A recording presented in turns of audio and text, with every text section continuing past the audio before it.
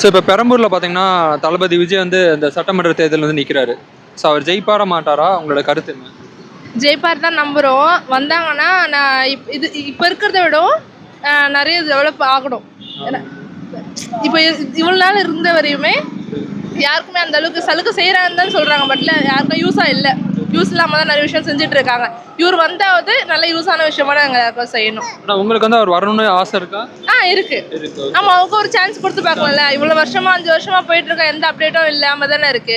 So அதனால இவங்க வந்தால் நல்லா இருக்கும். நல்லா இருக்கும். ஓகே. சப்போஸ் இப்போ அவங்க வந்தாங்கன்னா பெரம்பூரில் வந்தாருன்னா இப்போ விஜய் வந்து இந்த விஷயம் வந்து பெரம்பூரில் பண்ணால் நல்லா இருக்கும் அப்படின்னா நீங்கள் எதை சொல்லுவீங்க?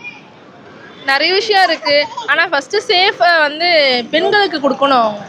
ஆமா, பெண்கள் பாதுகாப்பு. ஆமா, ஏன்னா இந்த இதுல வந்து ஜெனரேஷன் வந்து பெண்களுக்கு அந்த அளவுக்கு பாதுகாப்பு இல்லை. ஸோ அதனால பெண்களுக்கு பாதுகாப்பு. ஆல்ரெடி ஒரு 2500 சம்திங் கொடுக்குறேன்னு சொல்லியிருக்காங்க.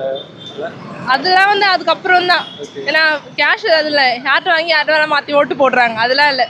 மற்றதெல்லாம் செய்யணும். பணம் இல்லாமல் செய்யணும் மற்ற விஷயத்தை. Women safety first. ஆமா. அதுக்கப்புறம் அவங்க வந்ததுக்கு அப்புறம் அவங்க என்ன செய்யறாங்களோ டெவலப்மென்ட்க்கு என்ன இருக்கோ பண்ணணும். Okay, thanks. நீங்க